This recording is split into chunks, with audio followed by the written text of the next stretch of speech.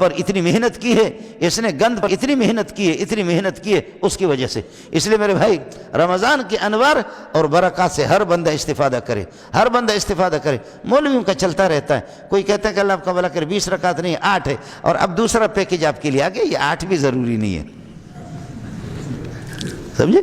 امام شافعی فرماتا ہے کہ میری آنکھیں جب سے کھلی تو میں نے حرمین میں 20 سے کم نہیں دیکھا، اب ادھر بھی سلسلہ شروع ہو گیا، ایسے ایسے لوگ آ گئے۔ عجیب بات ہے، قربان جاؤں شیخ الحدیث مولانا زکریا رحمۃ اللہ علیہ پر، فرماتے کہ گناہوں میں آہستہ آہستہ، جیسے مالداری میں آدمی یہ ہے کہ اللہ آپ کو بھلا کرے، لاکھ پتی ہے، 1000 پتی ہے، پھر لکھ پتی ہے، پھر کروڑ پتی ہے، پھر ارب پتی ہے، پھر کھرب پتی ہے، اس طرح آہستہ آہستہ دنیا میں چلا جاتا ہے۔ آدمی چھوٹے چھوٹے مستحبات کو چھوڑتا ہے تو پھر سنت غیر موقعہ کو چھوڑتا ہے، سنت غیر موقعہ کو چھوڑ کر کے پھر چند دنوں کے بعد سنت موقعہ کو چھوڑتا ہے، سنت موقعہ کو چھوڑنے کے بعد پھر واجب کو چھوڑتا ہے، واجب کو چھوڑ کر کے پھر فرض کو چھوڑتا ہے، فرض کو چھوڑ کر کے اسپیشل کافر بنتا بھی ہے۔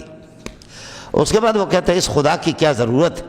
اس جنت کی کیا ضرورت، اس قرآن کی کیا، اس طریقہ پر ترقی ہوتی ہے، اس طریقہ پر ترقی۔ مولویوں کی کمی نہیں ہے، اس زمانے سے لے کر کے آج بھی آپ دیکھیں کہ اللہ آپ کا بھلا کرے، قسم کے مولوی، اس قسم کے علماء، اللہ کے اولیاء اللہ بھی آپ کو ملیں گے، لیکن شیطان والے بھی ہیں، شیطان والے بھی ہیں۔ تو یہ سلسلہ چل پڑا ہے، یہ سلسلہ چل پڑا ہے کہ بھی 20 رکعت تراویح بھی نہیں ہے، 20 رکعت نہیں 8 ہے، لیکن اب 8 بھی نہیں ہے۔ یہ چند سال پہلے کوشش تھی اور کوشش رہی کہ 20 نہیں 8 ہے، 8 ہے، اب 8 بھی نہیں ہے، 8 بھی ضروری نہیں ہے، 8 بھی نہیں ضروری نہیں ہے، وہ اللہ آپ کا بھلا کریے کہ بلکہ یہ بھی غیر موقع ہے، یہ بھی غیر موقع ہے، پڑھے کوئی اچھی بات ہے، نہ پڑھے کوئی اچھی بات ہے۔ یہاں یہ وہ اس قسم کے علماء اللہ نے آپ کو دیے کہ انگریزی تعلیم ان کی ہے اور اردو کی کتابیں وہ پڑھتے ہیں، اللہ کے فضل و کرم سے کہ نہ دارالعلوم میں، نہ بنوری ٹاؤن میں، نہ فاروقیہ میں انہوں نے پڑھا ہی نہیں ہے، بڑے اداروں میں پڑھا نہیں، اور اگر پڑھا ہے رسمی طور پر پڑھا ہے،